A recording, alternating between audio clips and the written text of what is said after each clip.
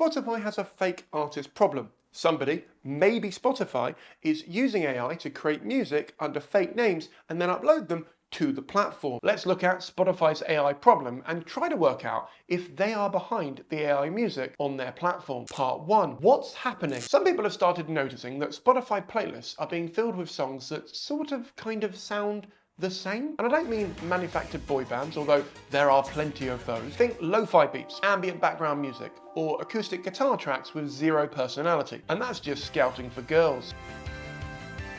Entire albums with tracks that are just a minute long, with identical album covers uploaded to dozens of different artist profiles that all have suspiciously low effort vibes. These artists have no social media, no interviews, no gigs, not even a SoundCloud profile from 2012 that they're still embarrassed about but can't take down because they've forgotten the password. It's like they were dropped into Spotify by a robot because, well, they probably were. These ghost artists are suspected to be AI generated, or at least made by someone or something to try and game the system. Instead of pouring their heart and soul into a song, these artists are pressing a few buttons, letting AI whip up a medley, slapping some dreamy album art onto it, and then uploading it directly to Spotify. But why would they be doing that? Great question, me in a hat. Part 2. Why are they? We get it. Short answer is money. The long answer is fat dollar, yo, because streams equal cashola. Even if they only get a tiny payout per listen, uploading thousands of these quick, forgettable tracks can add up fast. Some people believe it's individuals or small labels flooding the platform to make a passive income. Other people think it's Spotify themselves making music under fake names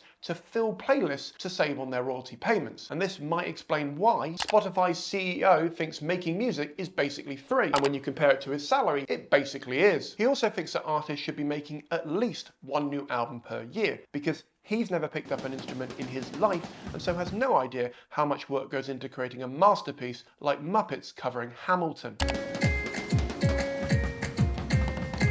AI is good enough to create ocean sounds or lo-fi beats. These tracks are around a minute long, but they're always longer than 30 seconds, so they can earn a royalty. Suspicious much? And the UK government, in their infinite wisdom, are making it easier for AI tools to scrape copyrighted songs. Now over 1,000 artists have released a silent blank album in protest because they don't want their work to be used to create new music which will lose them money. Which is a sentence so dumb, I can't believe the UK government didn't see this flaw in their plan. Spotify controls a lot of the playlists which help artists get seen, so it's not out of the realm of possibility that they'd be prioritizing their AI tracks over human ones that they'd need to pay for. And given millions of people daily put lo-fi beats as the bedding track to their work day, these payments can add up. Part 3. Spotify's response. Now, Spotify haven't come out and said, yeah, we are secretly creating AI artists, but they have admitted there's a problem. It's like someone denying that they started the fire while casually holding a flamethrower. I'm looking at you, Billy Joel.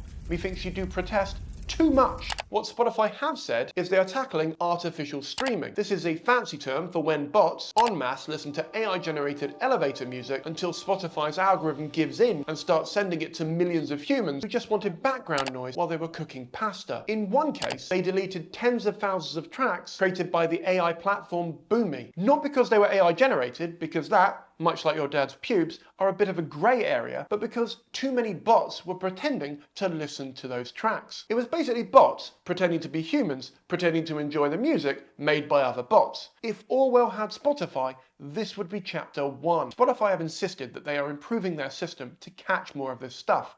But are they? Are they? Maybe they are, but it's hard to tell because every time they delete some fake songs, more pop up, wearing a hat or coloured in black and white. Basically, the lowest budget and effort way to seem like a different person. Hey! Sorry, part 4. Why does this actually matter? At a glance, not unlike a clown at a kid's birthday party, it might seem harmless. Who cares if some anonymous ambient guitar loop created by the AI band ChatGPT was played during your lo-fi binge at work? You weren't really emotionally invested in that 58-second track called Ocean Vibes Part 4 anyway. But here's the problem. This junk is clogging up the pipes, ladies. Every fake stream pushes a real artist down the ladder. You know, musicians who actually exist. People with instruments, feelings, and rent to pay. It's not too dissimilar to what's happening on YouTube, with faceless accounts able to throw up 7 videos a week using stock footage and robot voices, while other people, humans, sit there in their red chairs for hours on end, reading a teleprompter, hoping that the algorithm boosts this video so they can build a sustainable audience to compete, hypothetically.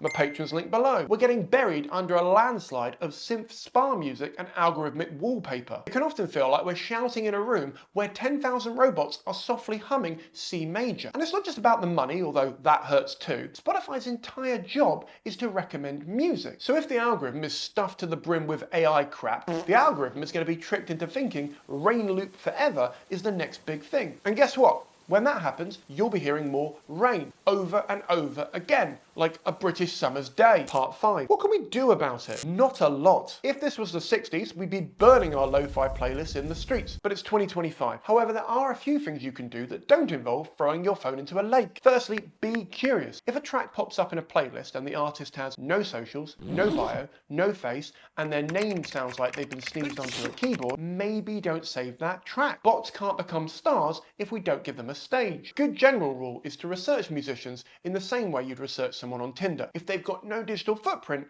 that should be a massive red flag. Red flag! Secondly, go out of your way to follow and support real artists. You know, the ones gigging in tiny venues, tweeting unhinged things at 2 AM, and generally being humans. Stream them, share them, buy a tea towel with their face on it if you're feeling wild. Also, try and discover them on TikTok, a place where you can see they are a human, unless you're watching this in 2040 when deepfakes have become really easy and fast to make, in which case, do we have hoverboards yet? I don't really know how to help you. Thirdly, make noise. If you think you've found a fake AI artist, say something. Post it. Tag Spotify. Tweet it. Or whatever Elon wants to call posting on that platform these days. These bands can only thrive if we are silent. Basically, keep asking questions. Spotify might not be directly creating these AI artists, but they're also definitely not falling over themselves to stop them either. And there must be a reason for that. Either it makes them money or it saves them money, because those are the only two things they give a shit about. Remember, if it smells like AI, streams like AI, and has cover art that looks like stock footage from Canva, it's probably ChatGPT again. Godspeed.